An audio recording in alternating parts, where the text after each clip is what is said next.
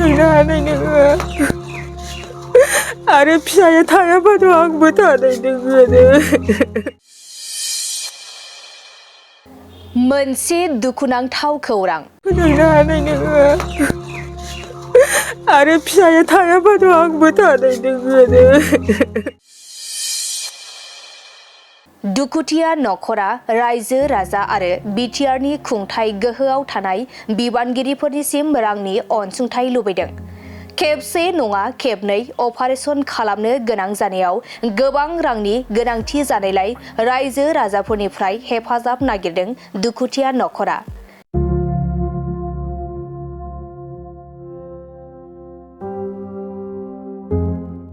बिजनी अक्सिगुरिनि थागिबि शिवसिति बर'आ बाइकनि जाब्रबथायाव लवार आसाम हस्पिटालाव फाहामथाय लागासिनो दं। नंगौ, चिरां जिल्ला बिजनी अक्सिगुरिनि थागिबि सुभाश्री बर' आरो रबिन बर'नि फिसाज्ला शिवसिति बर'आ लामायाव बाइक आरो मासे सैमाजों मोगा-मोगि जाब्रबथाय जानायाव खर'आव गोब्राब दुखु मोननानै लवार आसाम हस्पिटालाव फाहामथाय लागासिनो दं। मख'नो गोनांदि शिवसिति बर'आ थाखो 12खौ उथ्रिना नखरनि जेंनाखौ सुस्रांनो थाखायनो अक्सिगुरियाव दा ब्रादार्स फास्ट फुड मुं होना चावमिन दखान होगासिनो दंमोन आरो शिवसिति बर'आ गावनि नखरनि सासेल' रां आरजिग्रामोन। बे समाव जाब्रबथाय जानायनि थाखाय दुखुथिया नख'रा लामा गोथे जानानै दं। बेराफारसेथिं बिफा रबिन बर'आबो थांनाय 6 दानसोनिफ्रायनो बिसिनायाव गोग्लैसोनानै दं।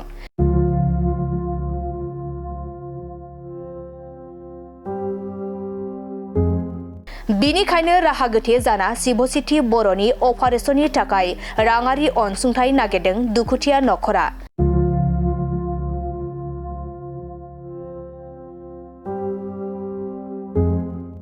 गोसो गुदुं सुबुं अनफावरि नोंथांमोना सुभाश्री बर'नि account number 71270290000637 IFSC UTB 10RRBA GB आव जा हायो थाइसे थाइनै रांनि अनसुंथाइखौ हरनो हागोन।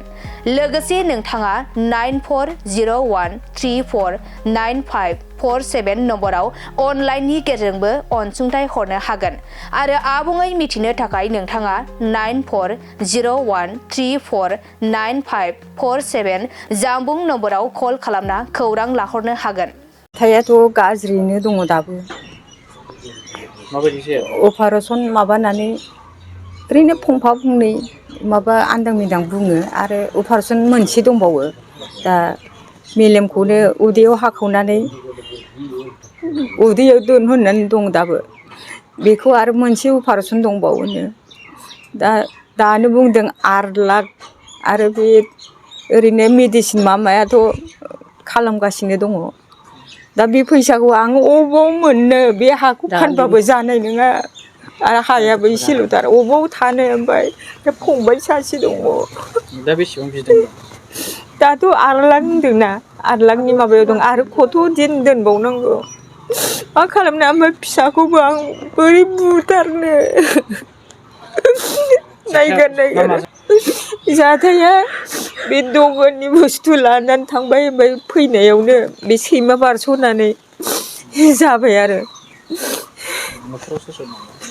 नखराव बे फिसाला सासे उन्दै दं, बे उन्दैसिन बेनिफ्राय ओमफ्राय बिफा दंमोन बिसिनायाव गोलैनानै बे फिसालाखौ आवथायनांगौ जोथोन खालामनांगौ होननानै बिमा सासे दंबावोना, बे दा माबा दस्रायाव थायो। दा लाना थांथ'दों बै बाथाबारि होननायाव। बेबो बिसिनायावनो गासैबो खिनाय हासुनाय। बिफाया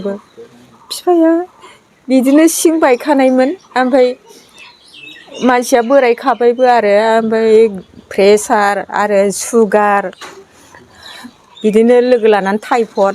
गोजां बोथोर बे दाख्लै बांद्रायाव थाबायनो रोङै जादों। दा बे बिटिआरनि मानसिफ्रा, आइ आफाफ्रा एसे अननानै आंनो सानसेयाव एसे होदो, जेसेबां हायो एसेबां। फोथांनो हानाय नोङो आरो फिसाया थायाबाथ' आंबो थानाय नोङो।